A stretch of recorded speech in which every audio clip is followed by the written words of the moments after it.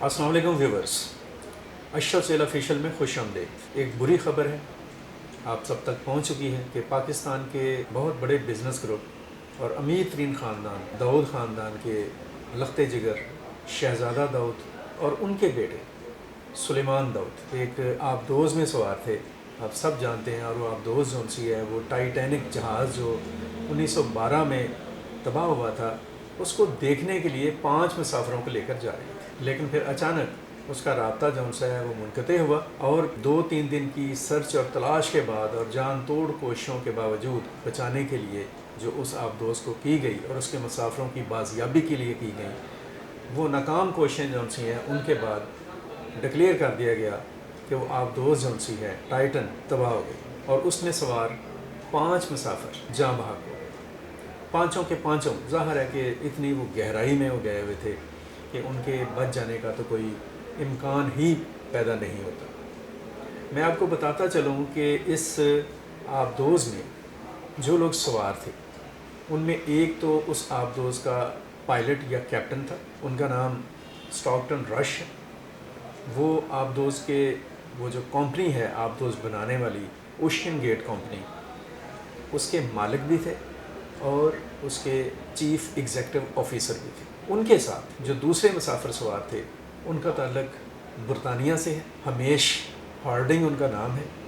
हमेश हार्डिंग भी एक बताया जाता है कि बहुत अमीर कबीर शख्स हैं, और उनका जो बुनियादी काम और बिज़नेस है वो दुनिया के जो सरबराहान मुमलकत हैं मुख्तलिफ ममालिक के, उनके लिए वो जहाज़ तैयार करते हैं। जहाज़ वो बहरी जहाज़ नहीं, एयर बसेस जो सी वो तैयार करने का वो काम करते हैं, और वो एक्सप्लोरर हैं और समंदर में एक्सप्लोर करने का उनको बहुत शौक़ और जुनून था।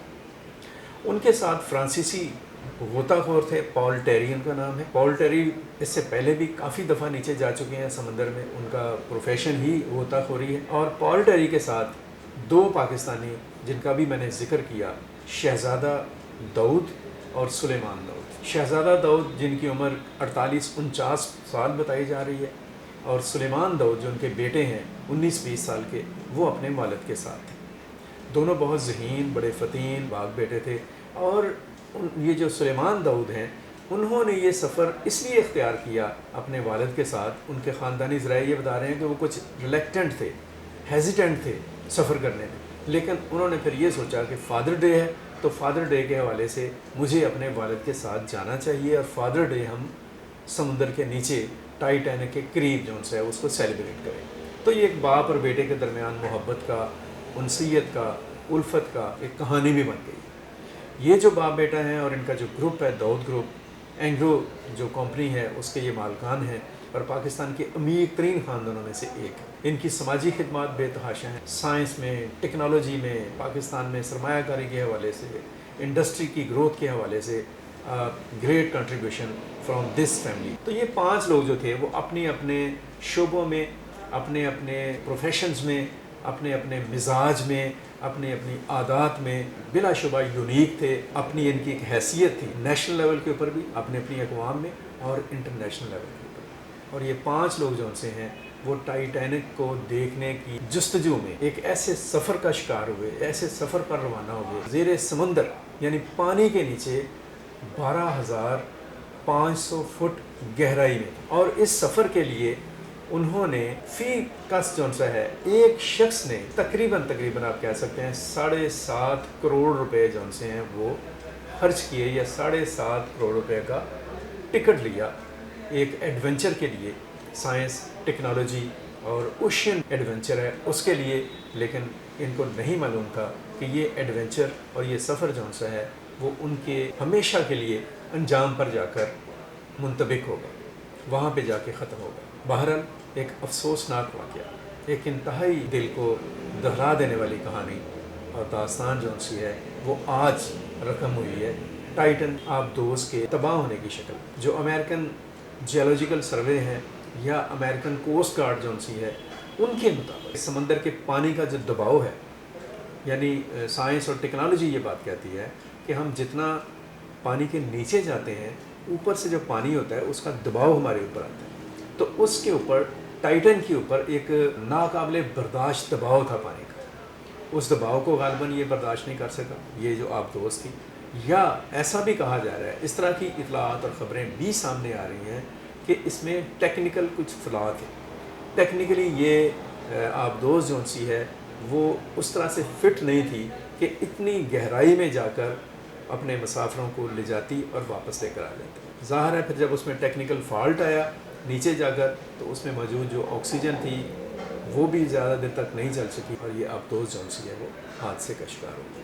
کہا یہ جا رہا ہے کہ ایسا امکان ہے کہ اوشین گیٹ کمپنی جو ہے اس کے اوپر ہر جانے کا دعویٰ کیا جا سکے، کیونکہ انہوں نے ٹیکنیکلی انفٹ آبدوز کو زیر آب لے جانے کی ایک ایڈونچر کیا، اور وہ ایڈونچر جو ہے بہت ہی ہیوی اور بڑا خوفناک ایڈونچر تھا۔ اب ہم ذرا تھوڑا سا آپ کو ریکال کراتے چلے جائیں کہ یہ لوگ کینیڈا کا ایک علاقہ ہے Newfoundland. Newfoundland دراصل وہ جگہ ہے بحر اوقیانوس کی کہ جہاں پہ وہ جو ٹائٹینک ہے وہ زیر زمین پڑا ہوا۔ نیو فاؤنڈ لینڈ سے اگر ہم 600 کلومیٹر جنوب مشرق کی طرف جائیں تو وہاں سے یعنی 600 کلومیٹر کی دوری پر زیر آب سفر کا آغاز ہوتا ہے۔ زیر آب وہ جو آبدوز ہے وہ نیچے 12,500 فٹ تک نیچے جاتی ہے۔ اور میں آپ کو بتاتا چلوں کہ یہ جو ٹائٹینک ہے سپٹمبر 1912 میں یہ جہاز جو ہے اس نے اپنے سفر کا آغاز کیا تقریباً 2,500 مسافروں کو لے کر،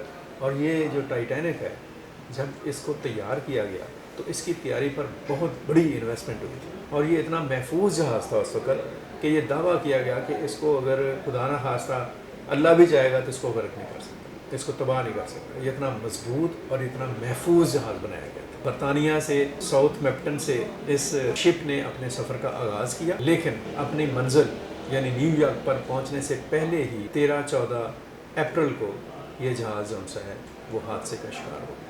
ایک آئس برگ سے ٹکرایا اور پھر دیکھتے ہی دیکھتے وہ کہتے ہیں کہ گھنٹوں کے اندر 3 سے 4 گھنٹوں میں یہ جہاز جو ہے وہ غرق ہو گیا، اور سمندر کی تاریخ کا بحری تاریخ کا ایک بدترین حادثہ آج کی تاریخ تک رونما ہوا، جس میں کم و بیش 1500 لوگ جو سے ہیں وہ جان کی بازی ہار گئے، اور جو بچے ان کی زندگی بعد میں بہت ہی خوفناک اور ایک بہت پریشان کن زندگی گزری۔ یہ جہاز جو سا ہے وہ سمندر کے نیچے 2 حصوں میں ٹوٹ کر پڑا ہوا ہے، اور دونوں حصوں کے درمیان 800 میٹر کا فرق ہے۔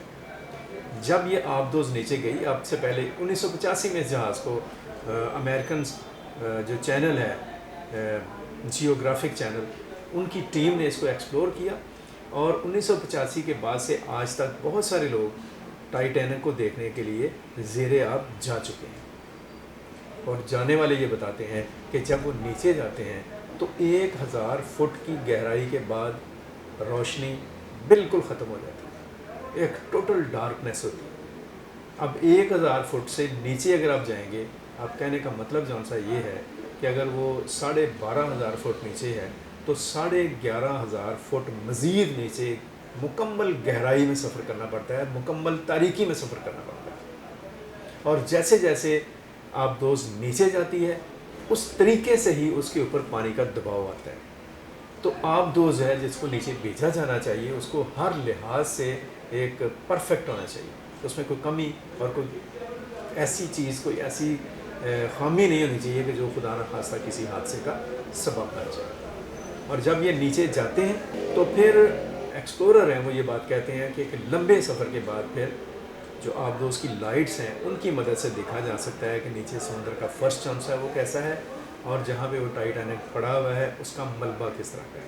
اور ٹائٹینک کے ملبے کے بارے میں بھی یہ بتایا جا رہا ہے کہ وہ آہستہ آہستہ زنگ آلود ہو رہا ہے، اس میں خرابی آ رہی ہے، اور چند سال کے اندر پاسبل ہے کہ سمندر کی اپنی لہریں اور سمندر کا اپنا جو ایک اس کے نیچے جو موجود ہے گرد و غبار یا جو بھی مڈ ہے وہ اس جہاز کو ڈمپ کر دے یا اس کو ختم کر دے یا اس کی باقیات کو مٹا ڈالے۔ لیکن جو دیکھنے والے ہیں وہ بتاتے ہیں کہ وہ ایک انتہائی ایک خوابناک، ایک سحر انگیز منظر ہوتا ہے ٹائٹینک کو دیکھنے کا، اور اسی سحر انگیز اور خوابناک منظر کو دیکھنے کا تعاقب کرتے کرتے 2 پاکستانیوں سمیت 3 غیر ملکی جون سے ہیں جو اپنے اپنے شعبوں میں انتہائی ممتاز، نامور اور دولت مند لوگ تھے، وہ ہمیشہ کے لیے سمندر کی لہروں کے نظر ہو گئے۔ یہ ایک افسوسناک واقعہ بھی ہے، لیکن اس میں ایک ایڈونچر ہے اس میں ایک کہانی ہے، اس میں ایک سبق بھی ہے، اور اس میں ایک دیکھنے اور سننے والوں کے لیے بہت بڑی دلچسپی بھی ہے۔ بہرحال داؤد خاندان کے چشم و چراغ شہزادہ داؤد اور ان کے بیٹے سلیمان داؤد کی موت ہم سب کے لیے بہت افسوس کا باعث ہے۔ ہمارا دل اس کے اوپر بہت دکھی ہے۔ ہم داؤد خاندان کے ساتھ اظہار تعزیت کرتے ہیں، ان کے دکھ میں ان کے ساتھ ہیں، اور دعا کرتے ہیں کہ اللہ تعالیٰ جاں بحق ہونے والوں کے درجات کو بلند کرے۔ یہ ایک انسیڈنٹ ہے، یہ ایک واقعہ ہے جو ٹائٹینک کی تلاش میں ٹائٹینک تک پہنچنے کے لیے ایک جدوجہد اور ایک سٹرگل اور ایک ایڈونچر کرنے والوں کے انجام پر جا کے ختم ہوا۔ لیکن ایک اور بھی ایڈونچر ہے جو پاکستان کے لوگ کرتے ہیں۔ وہ کیا ایڈونچر ہے؟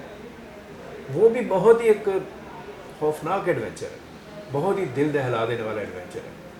وہ ہے پاکستان میں انسانی سمگلنگ۔ پاکستان کے جو لوگ ہیں، جو غربت کے مارے ہوئے ہیں، افلاس کے مارے ہوئے ہیں، وہ کس طرح سے اپنی زندگیوں تک کو داؤ پہ لگا کر ایک ایڈونچر کرتے ہیں، اور اس ایڈونچر کا بھی جو انتہا ہے وہ اکثر کی موت کی شکل میں سامنے آتی ہے۔ چند دن پہلے ہم نے اس ایڈونچر کو دیکھا کہ ایک کشتی جون سی ہے وہ بحیرہ روم میں یونان کے قریب غرق آب ہوئی، اور اس کے نتیجے میں کوئی 300 سے زیادہ پاکستانی جون سے ہیں وہ جان سے ہاتھ دھو بیٹھے۔ اس کے اوپر ہم ایک ڈیٹیل اور تفصیلی بات اگلے ویراؤنڈ میں کریں گے، اسے ضرور سنیے گا اور اس سے بھی سبق اور نصیحت حاصل کرنے کی کوشش کریں۔ اب تک کے لیے اتنا ہی۔ اپنا بہت سارا خیال رکھیں، اپنے گرد و نواح کا خیال رکھیں، پاکستان کے لیے سوچیں اور پاکستان کے لیے کچھ کرنے کی کوشش کرتے رہیں۔ مجھے عبد المقدم کامران اور ہاشم ظہیر کو اجازت دیجیے۔ اللہ حافظ۔ پاکستان زندہ باد۔